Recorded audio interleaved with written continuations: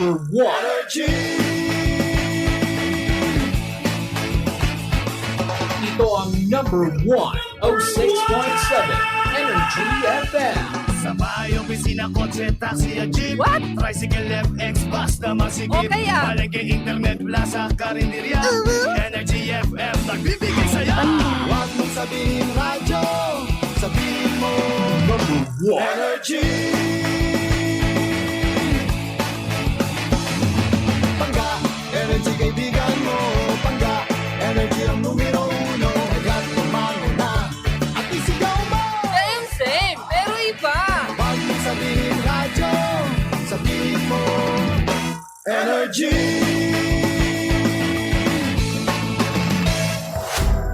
Hey, Austin Reeves here for Arena Plus. They say Filipinos aren't meant for basketball. I say, just like you, Filipinos think they can't make it in the big league. Though just like you, I was an underdog. But with heart and dedication, you can beat them all. Experience the games like no other. Catch the action live with Arena Plus and get rewarded with excitement. push your passion to play. Plus more with Arena Plus.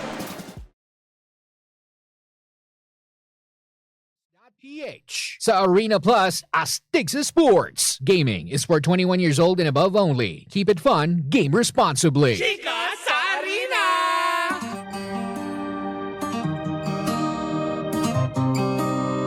Isang magandang umaga Metro and Mega Manila at eto na naman ang isang portion ng ating Chika sa Arena. Hatid yan sa atin ang Arena Plus, astig sa sports. Talaga nga naman eto na ang pinapakaantabayanan ng lahat dahil mamayang gabi dito na po matatapos at malalaman na kung sino nga ba ang magkakampyon sa pagitan ng Ginebra San Miguel at ng TNT.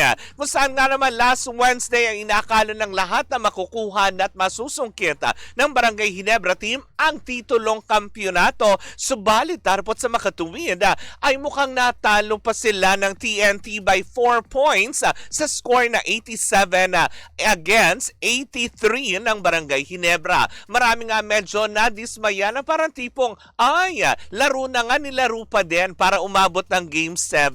Kaya nga naman marami nang hihinayang pero sabi naman ng ilan ganyan talaga, negosyo yan, hindi ba? Kaya nga naman eto mamayang gabi sa Game 7, it's a do or die match between Ginebra San Miguel against TNT kung saan nga naman masungkit nga ba mamayang gabi ang titulong champion ng Ginebra or paninindigan ng TNT ang kanilang three-peat champion title against Ginebra San Miguel. Yan ang papakatutukan natin mamayang gabi para sa PBA Commissioner's Cup. At sa iba pang mga balita, Tita Cora, pasok! Alex Yala pasok sa semifinals ng Miami Open at patuloy na nananalasa si Alex Yala matapos sa gulantangin ang world number 2 na si Igan Swiatek ng Poland sa pamamagitan ng score na 6-2 at 7-5 na panalo upang umusad sa semifinals ng Miami Open kahapon sa Miami, Florida. Sa UST naman, sa UAAP, UST Tiger Cubs tinapos ang 24 na taon ng paghihintay sa kampyonato na sungkit ng University of Santo Tomas Tiger Cubs ang titulo sa UAAP Season 87 Boys Basketball Tournament at tinapos ang 24 taon ng tagtuyot sa kampyonato. Wow! Sa NCAA Lady volleyball, ang Lady Blazer naman ay pinatatag ng number 2 spot dahil nanatili sa ikalawang puwesto sa team standing ang defending champion College of St. Benilde matapos talunin ng Emilio Aguinaldo College sa isang straight set na panalo sa NCAA Season 100 Women's Volleyball Tournament. Diba? Na nakakaloka yan. At syempre, Mare, eto na, para mas maging kaastig-astig ang araw nila, hindi ba? Gamit ang kanilang Arena Plus app sa kanilang mga cellphone dahil alam naman natin ang Arena Plus lang naman ay tinanghal bilang Best Sportsbook Operator for 2024 Sigma Asian Awards kung saan nga naman mai-enjoy mo at maiiba ang paraan mo sa panonood sa iyong mga paboritong laro. ito ang kaastig sa Arena Plus dahil hindi mo na kailangan pa maghanap pa kung saan-saan ang mga latest scores and results na inaabangan mo mga laro worldwide, lalong-lalo na sa games ng PBA, NBA, PVL, soccer, basketball, volleyball, boxing, at marami pang iba. Pwede mo ring masubaybayan ang mga live event sa local at international sports properties sa kanilang webpage o mobile application. Sabi nga ng Arena Plus, all-in-one na, anytime at anywhere pa. Wala ka rin dapat ikatakot dito, Mare, hindi ba? Dahil ang Arena Plus ay license ng Philippine Amusement Gaming Corporation o PAGCOR para masigurong legal at secure ang gaming environment ng ating mga user. At dahil gusto natin, astig ka rin, astig rin ang mga official endorser ng Arena Plus dahil kaastig mo ang Pinoy basketball sensation sa mundo ng PBA na si Scottie Thompson. At syempre, mawawala ba naman ang Pinoy pride na umaariba naman sa mundo ng NBA ang phenomenal film and basketball star na si Jordan Clarkson. Woo! Kaya nga naman gawin nating astig ang ating gaming experience with Arena Plus app at sabayan din natin ang pakikinig ng official jingle na Halina sa Arena performed by one and only Glock 9. Ayan, ang Arena Plus ay official sponsor din ng PBA, PVL at Gilas Pilipinas. Kaya ano pang inihintayin natin? Download Arena Plus app in App Store and you can watch it also in arenaplus.ph. Sa Arena Plus, astig sa sports. Paalala pa rin natin that gaming is 21 years old and above only. Keep it fun. Game responsibly. At dito na po natatapos ang ating Chika sa Arena. Hatid yan sa atin ang Arena Plus, astig sa sports. Hey, Austin Reeves here for Arena Plus. They say Filipinos aren't meant for basketball. I say, just like you, I was an underdog. But with heart and dedication, you can beat them all, especially on Arena Plus, where you can watch your favorite basketball games live and experience them like no other. Push your passion to play, plus more with Arena Plus. Download the Arena Plus app now from the App Store or go to arenaplus.ph. Keep it fun, game responsibly. Download Arena Plus app now in App Store. You can watch it also at arenaplus.ph. Sa Arena Plus, astig sa sports. Gaming is for 21 years old and above only. Keep it fun, game responsibly. Kiss, miss, Gabaglita! With Tita Cora and Kapitana Sisa. Same, pero iba. We are number 1. Wait ka lang. Excited. Excited magtititili, hindi ba? We are number 1, 06.7 Energy FM. Pagkawag mo sabihing radyo. Sabihin mo. Yun! O, di ba? Nabigyan na rin kita ng moment, di ba? Na magsisisigaw dyan. Isang magandang umaga, Metro and Mega Manila. Ako po si Kapitana Sisa. At ako naman si Tita Cora. At eto na ang Baklita sa Woo Woo Woo Woo! Hello po sa inyong lahat dyan. Muntik na ako mag-podcast. Masyado na akong naka-engrave sa podcast na yan. Correct, hindi ba? Hello pa rin po sa ating lahat dyan ng bonggang-bongga. At talaga nga naman sa lahat pa rin po ng mga nakaantabay at talagang tutok na tutok sa Energy FM. Saan man kayong panig ng Metro and Mega Manila. Sige, kaya mo yan. Oo, diba? Ganun talaga, lutang. Ba't ka lutang? Ay, alas 12 na tayo nagsiuwian. Bakit alas 12 ka na umuwi? Saan ka galing? Hindi, kasi kagabi galing kami sa BP night ng bingo class kung saan nga naman ang saya dahil ang huling performer na ating natunghayan ay si Meme Vice Ganda. Talaga? Diba? Na inaabot na ng alas 12 yun ng gabi. Pero it was an exciting event. Pero may mga nasagap tayong chika for today's video na kung saan nga naman na pumukaw ng aking pansin. Kasi, diba, nang mag-perform kasi itong si Jackie Gonzaga kagabi, ay biglang lumibas sa entablado itong si Jack Roberto. Na para bang sinasabi ng ilan, na para bang sinasabi na ng ilan, mukha yatang tinototohanan na yata. Hindi nga, gimmick nga. Diba? Saan ka naman nakakita ng biglang lalabas habang nagpe-perform? Hindi, kasi diba, may meron na siya mga binitawang mga salitaan na tipong kay Jackie. Hindi natin alam kung talagang gimmick nga lang ba o talagang totohanan ng nadidevelop, diba? Kasi nga para bang sinasabi na niya kaagad na parang tipong tapos na Jackie yung 3 months, diba? So may mga ganun siyang pa-cute-cutean para kay Jackie.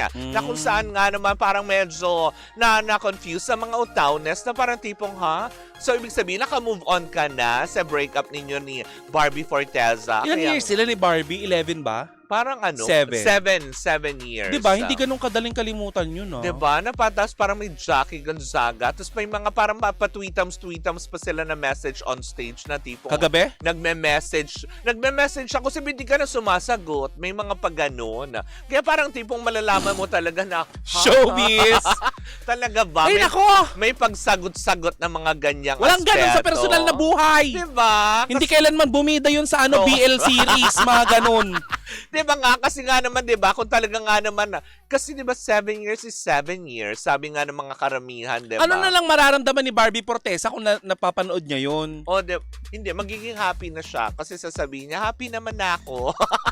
Nakaka-happy naman talaga yun. Oo, diba? Ng bonggang-bongga. Pero yun na nga, as in talagang sabi nga ng ilan, ha? Talaga ba? Nagsimula lang sa sitcom na, na nag-guest ka sa isang segment. Tapos nagkaroon ng tuksuhan. Tapos ngayon, ipoportray na paninindigan na natin yung, alam mo yun, love team na binubuo para lang sa inyong dalawa na nakakaloka. Di ba doon naman nagsisimulan lahat? Tuksuhan. Oo, diba? Tapos Parang biglang magkakadevelopan. Tapos may proyekto. Tapos, yun. Kung totoo man na nagkakaroon sila ng developan, okay yan. O, diba? Happy kayo dyan eh. Oo.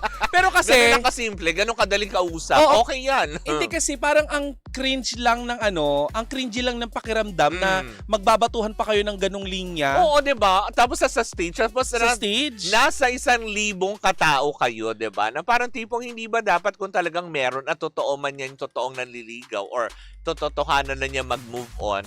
Diba? Hindi na kailangan. Although, syempre, gusto na siguro nila din i-share sa mga tao dahil kinikilig nga sa match-up nila. Pero parang, talaga ba? I-announce natin yan while performing.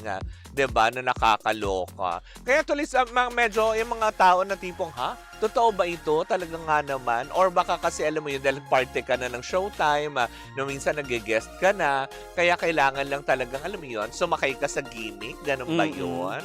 Hindi, ano naman kasi to showbiz, di ba? Syempre baka mamaya magalit yung mga tagahanga nila ng mga pinipair up. Oo. Pero kasi, may tamang venue at tamang pagkakataon kung kailan magbibitawan ng mga ganyang linya, mga darling. Talaga ba? Na parang, yun nga, parang tipong mga tao doon, Talaga? So, ibig sabihin, para tuloy yung mga tao doon sa mga kabilang mga table na, nanliligaw ba siya? Parang pagkakaalala pa ng mga tao doon, hindi ba jowa siya ni Barbie Fortesa? O, diba? Na nakakaloka. Sino yung mga nasa kabilang table na yan? Ang mga iba-ibang mga istasyon, hindi ba? At yung mga nakakakulitan natin, hello pala, diba? At syempre, gusto ko lang din batiin, for the first time, nakita ko na rin po si Doc Yapi. Hello po, Doc Yapi. Ayan. Naiintindihan ko na po kung bakit po, alam mo yung gano'n ang galit ni Mami Oni. Bakit nga ba? Ano ba meron kay Doc Yapi? Ba't siya galit? Alam mo yun, si Doc Yapi, nung nakita ko, hindi ko pa kakalain na siya pala yun. Pero daldal ako ng daldal doon sa elevator. Tapos bigla ba naman paglingon namin, sabi niya, siya ba yung sinasabi ni Mami Oni? Parang sabi ni Jimbo, oo siya yun. Ay, hindi ko naman alam. Kala ko tuloy, sabi ko kasi kamukha niya si Jugs. Diba? Parang ang ganun yung itsura niya in person. Actually, kamukha niya si Jugs. Tapos sino pa ba? May kamukha pa siyang cute na artista eh. Sino? Basta. Diba? Pero yun lang talaga Tagrihan yung lang sa kabilang diba? Diyan Basta. lang yung clinic ni Doc Yapi sa kabilang kanto. Talaga, yung icon. Doon ba siya? Diyan lang siya. Dito lang din sa San Juan. Diba? Hello po sa inyo. Diba? Magandang umaga po sa inyong lahat. At syempre, hindi ba? Para mas magawing exciting pa natin ang ating chikahan for today's video. Eto na nakakaloka. Hindi ba? Sino nga ba naman ang ayaw ng fun and exciting na laro na kung boring ang oras mo? Kaya, alam mo yun, kung mahilig ka rin naman sa tongits at iba pa, tara na sa Game Zone na nakakaloka. Well, actually, Mare, fun-believable sa Game Zone dahil you can play real games like tong-its with real player and for free. Correct, hindi ba? May chance ka pang maki-split ng over 34 million pesos at may chance ka din to claim up to 14,640 pesos daily. Yes, at ang makukuhang cash credit ay pwedeng gamitin panlaro sa kahit anong game, kaya pwede mo rin tong i-cash out. Ayan, at syempre may dalawang event ito kada araw. Gika na ba? I-visit mo ang gzone.ph or pwede mo bisitahin ang kanilang mga social media on Facebook, Instagram, and TikTok at Tara Game Zone. Gika na ba sa tong? It's Tara Game Zone. Diba? Tandaan po natin that gaming dapat fun lang Correct. na nakakaloka. Visit padcore.ph/regulatory or email keepitfun@padcore.ph. Promo runs from January to December 31, 2025. EGLD reference number MKTG2024-2564. Dapat tandaan pa rin natin that gaming is for 21 years old and above only. Keep it fun. Game responsibly. At dito na po natatapos ang ating hindi na chika sa arena. Ang baklita sa ating pagbabalik.